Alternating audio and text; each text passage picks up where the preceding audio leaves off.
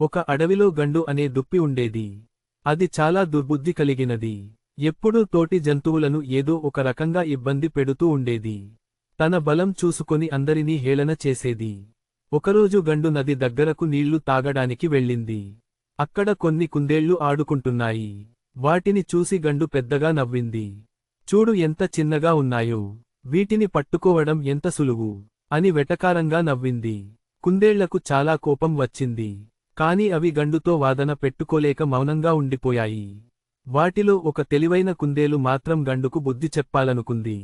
మర్నాడు ఆ కుందేలు గండు దగ్గరకు వెళ్ళి, గండుగారు, మాకు ఒక సహాయం కావాలి. మా గ్రామంలో ఒక పెద్ద పులి తిరుగుతోంది. దాన్ని తరిమికొట్టడానికి మీలాంటి బలవంతుడు కావాలి అని అడిగింది. గండు పొంగిపోయింది. నేనా, పులిని తరిమికొట్టడమా? ఎంత పని అది! పదండి ఇప్పుడే వెళ్దాం అంటూ కుందేళ్లతో బయలుదేరింది. కుందేలు గండుని ఒక బురదగుంట దగ్గరకు తీసుకువెళ్ళింది. అక్కడ పులి లేదు. గండు కోపంగా, పులి ఎక్కడా? నన్ను మోసం చేశావా అని అడిగింది. కుందేలు నవ్వి, లేదు గండుగారు. మీరు మీ బలాన్ని తలుచుకొని మమ్మల్ని ఎప్పుడూ చిన్నచూపు చూస్తారు. అందుకే మీకు మీ బలం యొక్క నిజమైన విలువ తెలియాలని ఇలా చేశాను. నిజమైన బలం పరులను భయపెట్టడంలో కాదు, వారిని రక్షించడంలో ఉంది అని చెప్పింది. గండుకు తన తప్పు తెలిసింది. సిగ్గుతో తల దించుకుని, నన్ను క్షమించండి.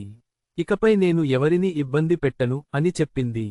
ఆ రోజు నుండి గండు మంచి దుప్పిలా జీవించింది. నీతి: దుర్బుద్ధి ఎప్పుడూ మంచిది కాదు. మన బలాన్ని పరుల సహాయం చేయడానికి ఉపయోగించాలి.